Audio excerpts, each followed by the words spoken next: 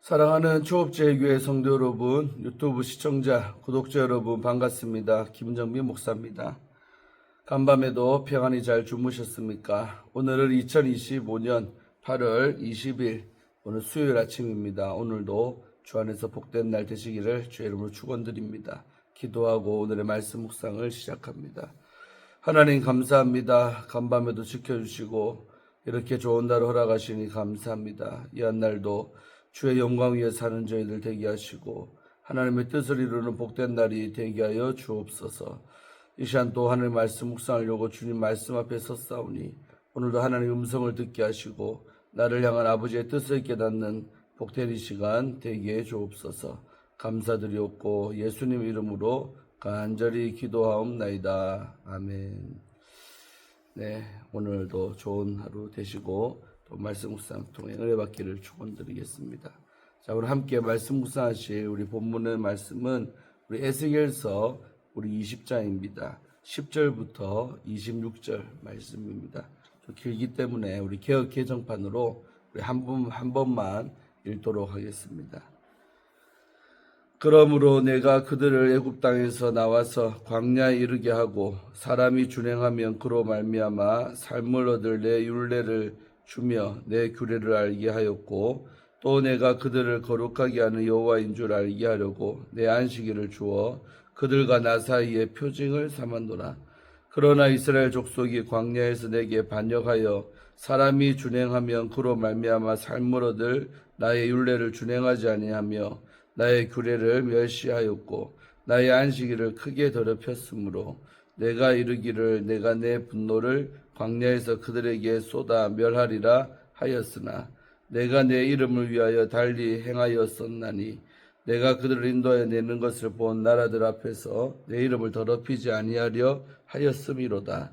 또 내가 내 손을 들어 광야에서 그들에게 맹세하기를 내가 그들에게 허락한 땅 곧 젖과 꿀이 흐르는 땅이요 모든 땅 중에 아름다운 곳으로 그들을 인도하여 드리지 아니하리라 한 것은 그들이 마음으로 우상을 따라 나의 규례를 업신여기며 나의 율례를 행하지 아니하며 나의 안식일을 더럽혔음이라. 그러나 내가 그들을 아껴서 광야에서 멸하여 아주 없이 하지 아니하였었노라. 내가 광야에서 그들의 자손에게 이르기를 너희 조상들의 율례를 따르지 말며 그 규례를 지키지 말며 그 우상들로 말미암아 스스로 더럽히지 말라. 나는 여호와 너희 하나님이라. 너희는 나의 율례를 따르며 나의 규례를 지켜 행하고 또 나의 안식일을 거룩하게 할지어다. 이것이 나와 너희 사이의 표징이 되어 내가 여호와 너희 하나님인 줄을 너희가 알게 하리라 하였노라. 그러나 그들의 자손이 내게 반역하여 사람이 지켜 행하면 그로 말미암아 삶을 얻을 나의 율례를 따르지 아니하며 나의 규례를 지켜 행하지 아니하였고 나의 안식일을 더럽힌지라. 이에 내가 이르기를 내가 광야에서 그들에게 내 분노를 쏟으며 그들에게 내 진노를 이루리라 하였으나 내가 내 이름을 위하여 내 손을 막아 달리 행하였었나니 내가 그들을 인도해 내는 것을 본 여러 나라 앞에서 내 이름을 더럽히지 아니하려 하였음이로다. 또 내가 내 손을 들어 광야에서 그들에게 맹세하기를 내가 그들을 이방인 중에 흩으며 여러 민족 가운데서 해치리라 하였나니 이는 그들이 나의 규례를 행하지 아니하며 나의 율례를 멸시하며 내 안식일을 더럽히고 눈으로 그들의 조상들의 우상들을 사모함이며 또 내가 그들에게 선하지 못한 율례와 능히 지키지 못할 규례를 주었고 그들이 장자를 다 화제로 드리는 그 예물로 내가 그들을 더럽혔음은 그들을 멸망하게 하여 나를 여호와인 줄 알게 하려 하였음이라. 아멘.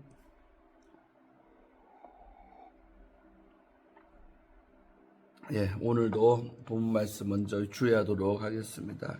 자, 오늘 본문에 우리 10절, 11절, 12절 석절의 말씀은 우리 광야에서 규례와 율례를 주신 것에 대해서 말하고 있죠.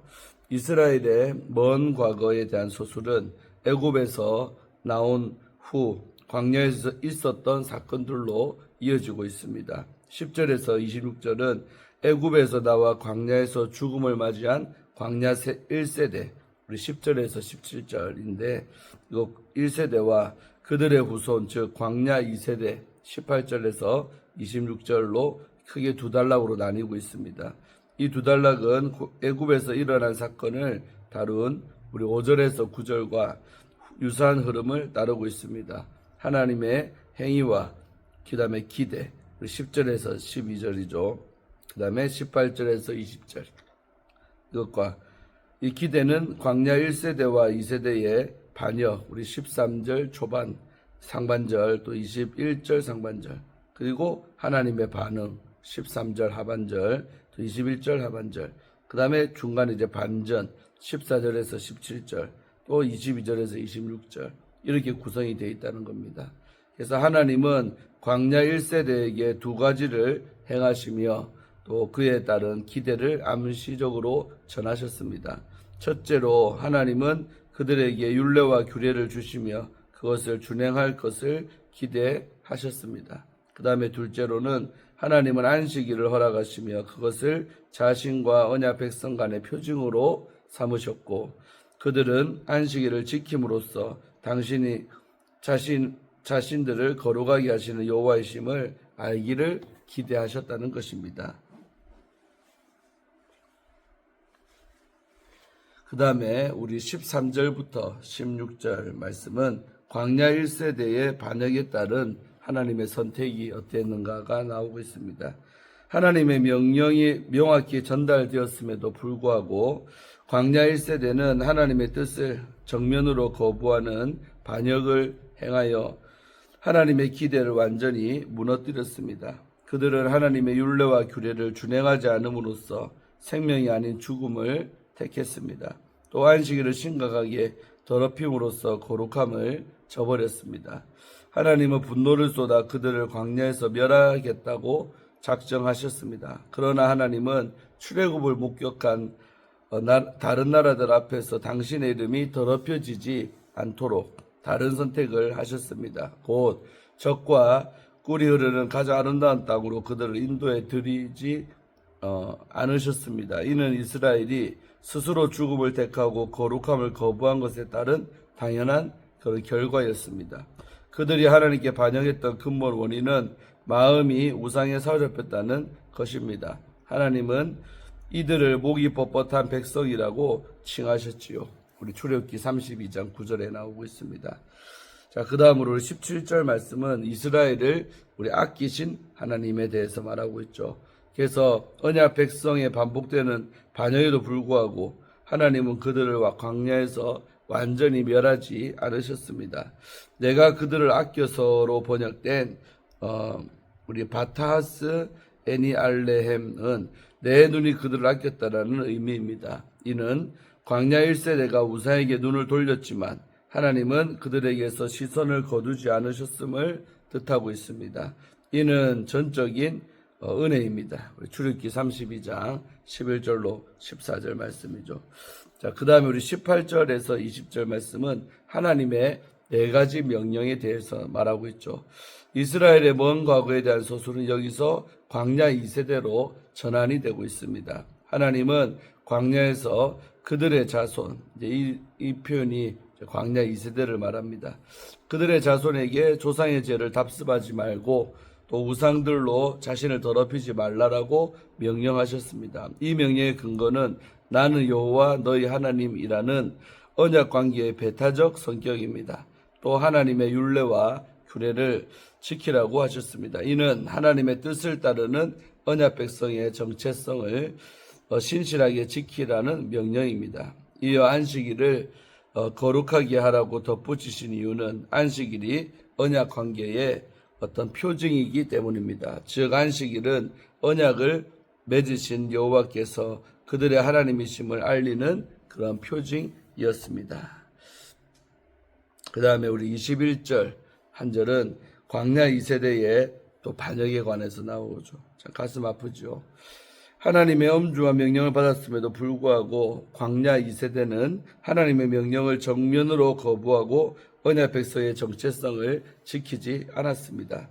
이는 그들이 스스로 죽음을 택한 것을 바로 의미합니다. 왜냐하면 지키기만 하면 생명을 주는 율례와 규례를 거부했기 때문이죠.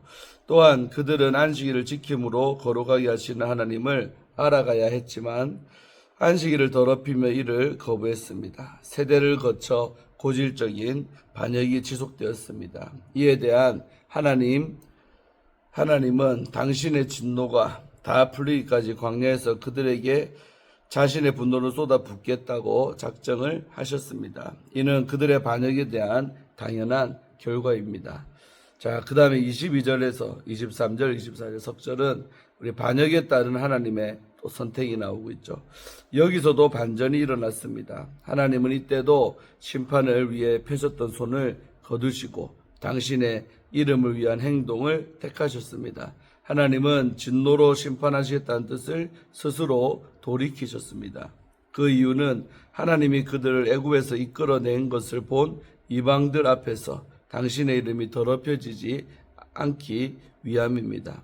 하나님은 이스라엘에 대한 작정과 행하신 일에 대해 말씀을 하십니다. 하나님의 작정은 광야 2세대를 약속의 땅으로 인도하시지 않고 이방인과 여러 민족 가운데로 흩어버리시는 것이었습니다.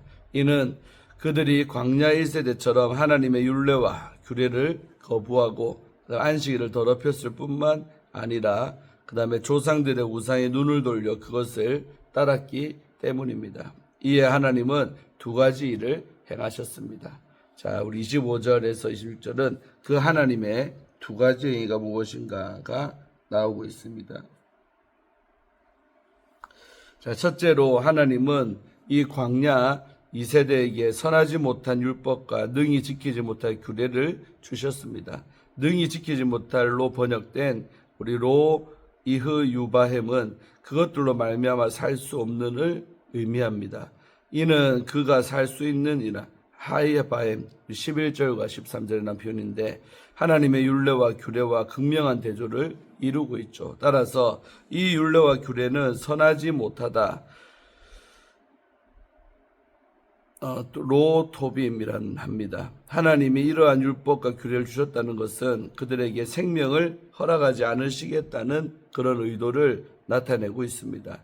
둘째로 하나님은 그들을 황폐하게 하기 위해 그들이 화제로 바친 장자제물로 그들을 불결하게 만드셨습니다. 여기에서 인신제사를 통해 세대를 이어가지 못하게 하시려는 의도가 담겨 있습니다. 이러한 행위들의 궁극적인 목적은 당신이 언약의 하나님 여호와이심을 알리시려는 그런 것입니다.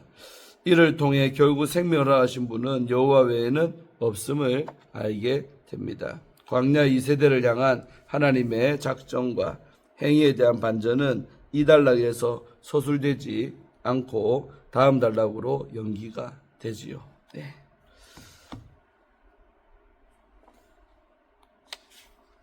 우리 마지막으로 함께 오늘도 묵상하도록 하겠습니다. 반복되는 불순종, 그 다음에 끊임없는 은혜에 대해서 한번 우리가 큐티해 보도록 하겠습니다. 좋은 말도 우리가 3번 들으면 듣기 싫다라는 말이 있죠. 좋은 것도 여러 번 반복되면 실증이 난다는 그런 뜻이죠. 하물며 같은 죄악이 계속 반복된다면 어떻겠습니까? 정말 참고 넘어가기 힘들 것입니다. 이스라엘을 보시는 하나님의 마음이 바로 그러했습니다. 조상 때부터 끊임없이 반역과 불순종을 반복한 이스라엘의 역사는 그들의 치부이자 동시에 하나님이 얼마나 자비로우신가를 보여주는 그런 증거입니다. 말씀을 통해 하나님의 자비로우심을 묵상해 보기를 원합니다. 하나님은 광야에서 이스라엘에게 율례와 규례를 주셨습니다. 이는 백성이 살아갈 길이며 하나님과의 관계를 지키는 언약의 표현입니다. 이것을 위해 안식일을 그들에게 주셨고 그들과 하나님 사이의 표징으로 삼으셨습니다. 하나님이 모든 것을 주신 목적은 그들이 삶을 얻게 하기 위함이었습니다. 우리 11절에 나왔죠. 즉 하나님의 법은 억압이 아니라 생명을 주는 길이었습니다. 오늘 우리도 마찬가지입니다. 하나님의 법은 얼핏 보면 사람을 불편하게 하는 것 같지만 사실은 그 법이 우리를 죽지 않게 보호해 주는 것입니다. 하나님 말씀을 생명줄로 붙잡는 그런 성도가 되기를 주의 이름으로 축원드리겠습니다. 이스라엘은 하나님의 법을 멸시하고 안식일을 더럽혔습니다. 이는 멸망당하기에 충분한 중범죄였지만 그럼에도 하나님은 당신의 이름을 위해 심판을 유예하셨습니다. 이들의 불순종은 끝없이 반복되었지만 하나님의 자비 역시 멈추지 않았습니다. 하나님 백성의 죄를 모르셔서가 아니라 자비하셔서 참고 인내하셨습니다. 출애굽 1세대는 이런 반복되는 불순종으로 인해 약속의 땅을 보지 못하고 광야에서 40년간 방황하다가 모두 죽었습니다. 15절이었죠. 그들의 자녀들인 출애굽 2세대는 가나안 땅에 들어갔습니다. 하나님이 그들을 아껴서 멸하지 않으신 것입니다. 17절이었죠. 그래서 타락한 세대에게 방황하는 벌을 주셨으나 그 후손에게는 하나님의 규례를 배우고 또 새롭게 살 길을 주신 하나님이셨습니다. 우리 역시 우리 세대로만 만족하지 말고 다음 세대에게 하나님의 말씀이 계속 풍성히 넘치도록 가르치고 믿음의 본을 보여야 하겠습니다. 하나님은 그들에게 우상을 버리라고 단호히 명하셨습니다. 18절이죠. 그럼에도 그들은 여전히 반역했고 생명을 주는 하나님의 율례를 따르지 않았습니다. 우리 21절이죠. 그들은 우상에게 마음을 빼앗긴 상태였습니다. 하나님은 섬기는데 최대 장벽을 대는 것은 하나님과 우상을 같이 섬기려는 그런 이중적인 마음이죠. 우리는 어떻습니까? 하나님을 따른다고 하면서도 여전히 붙잡고 있는 우상이 있다면 속히 버리시기를 주의 이름으로 축원드립니다. 하나님의 징계는 그들을 더러운 상태로 놔두시는 것이었습니다. 25절에서 26절이죠. 그들이 하나님의 뜻을 따르지 않으니 그들이 선택한 길의 결과를 맛보게 하신 것입니다. 하나님의 침묵은 때로 가장 무섭고 두려운 징계입니다. 우리는 우리 자신의 죄 가운데 있다는 걸 알면서도 하나님의 심판이 얼른 임하지 않으니 안심하는 그런 경향이 있습니다. 그러나 그것은 복이 아니라 가장 큰 화가 될 수 있음을 기억합시다. 하나님은 이스라엘을 한 번도 버리신 적이 없었습니다. 이는 반복되는 죄를 버리고 하나님께 돌아오라는 간절한 부르심입니다. 우리 역시 마찬가지입니다. 우리는 지금 어느 지점에 서 있습니까? 실패를 반복하는 자리입니까? 회복의 출발점입니까? 우리는 이스라엘이 불순종을 반복하여 광야에서 40년을 보내야 했던 역사를 반면교사 삼아 회복을 선택함으로써 약속을 누려야 할 줄로 믿습니다. 아멘. 오늘 말씀도 너무 무거운 말씀이지만 또한 반대로 생각하면 큰 은혜가 되는 말씀입니다. 제가 기도하고 마치겠습니다. 하나님 감사합니다.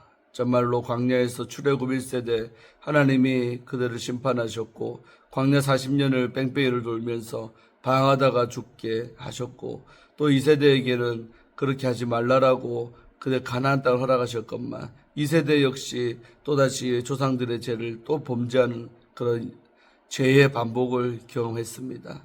아버지, 이런 연약함들이 우리 가문의 모습은 아닌지요. 아버지, 우리 자신들을 돌아보고 우리 가문을 돌아보기를 바랍니다.